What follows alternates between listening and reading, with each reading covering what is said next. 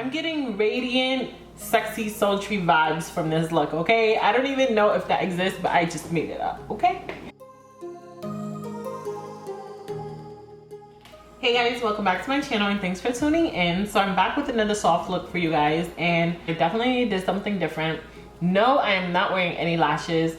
Ladies, do not feel like you always need to apply lashes. Just get you some good mascara and Couture lashes like 3, 4, 5 times, and trust me, you will be popping. Cause I'm popping right now and I'm giving you sultry vibes and I don't got no lashes on, okay? So I'm starting off by priming my face with the Tarte Clean Slate Primer. I'm just gonna apply this all over my face. And then for today, I'm using my holy grail, my go-to, my girl, because she don't let me down, my MAC foundations in Studio Fix and Pro Longwear. Literally my favorite foundations ever. Then I just patted off the excess water that was in my beauty blender with my dry napkin.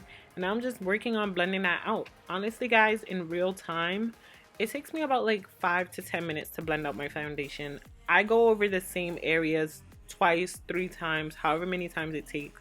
I will not stop blending until it looks seamless and it looks perfect. Like, you gotta just keep blending for your life, guys. Blending is key. Now I'm just using the LA Girl Pro Conceal in the shade Cool Tan. I've been using this shade for years. Even though they changed the consistency, it still seems to be fine for me. But yeah, so I'm trying this thing where I use less products. So notice underneath my eye area, so I just stopped the concealer where the tail of my eyebrow ends, and that's because I'm trying to consume less product. And also I noticed that when you drag the concealer so far out, it does make your face appear to be wider. So I'm trying some tips out, guys. So I'll let you guys know how I like this method in my next couple of videos. So yeah, I'm just gonna continue working on blending that out. And as you guys can see, you know, I really don't play. I really go over the same areas 15 times, but hey, I mean, you gotta do what you gotta do to get that blend, baby. So I'm just applying my setting powder underneath my eyes, bridge of my nose, a little bit of my forehead, and I'm gonna leave that there. So in case I get any eyeshadow fallout, it doesn't fall onto my face and mess up my makeup. Now let me tell you something.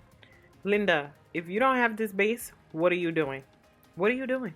That's all I'm gonna say. What are you doing? Okay? Get the base. Linda, get the base. So for the eyeshadow look today, I'm using the Warrior palette from Juvias Place, and I'm taking the shade Cano and I'm just applying that into my upper crease area.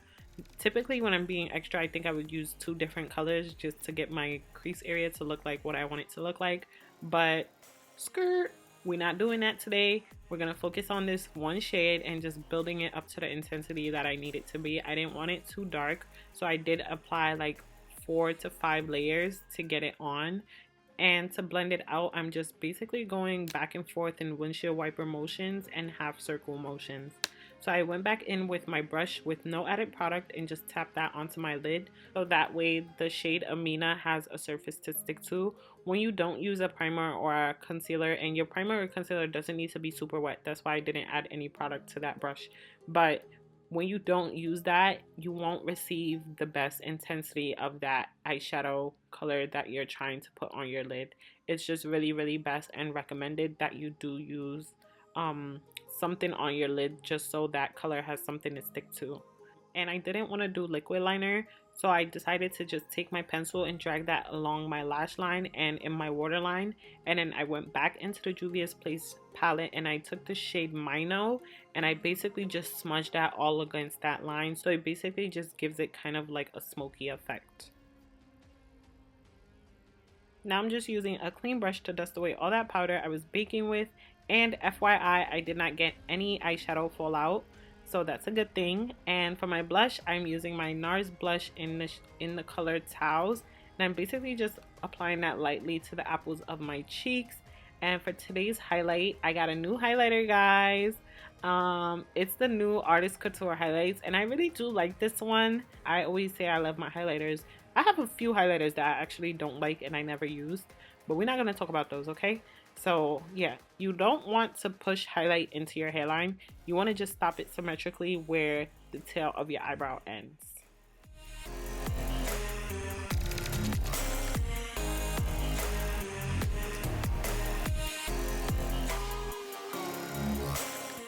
And if you're not new here, then you already know how I feel about my lip glosses versus lipstick. So yeah. If you guys are feeling this look, definitely don't forget to give this video a big thumbs up. Let me know your feedback down below. Do you guys like videos like these? I definitely do want some feedback from you guys because you guys are my viewers, and I don't want to just keep putting out stuff that I think people will want to watch. I rather put out stuff that I know, like, you know, people are interested in learning or, like, you know, benefiting from. So definitely let me know your feedback down below. If you're shy, just give my video a thumbs up so that way I know.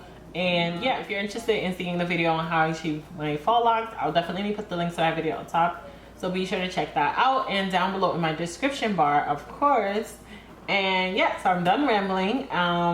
Thank you guys so much for watching, and I hope you guys enjoyed.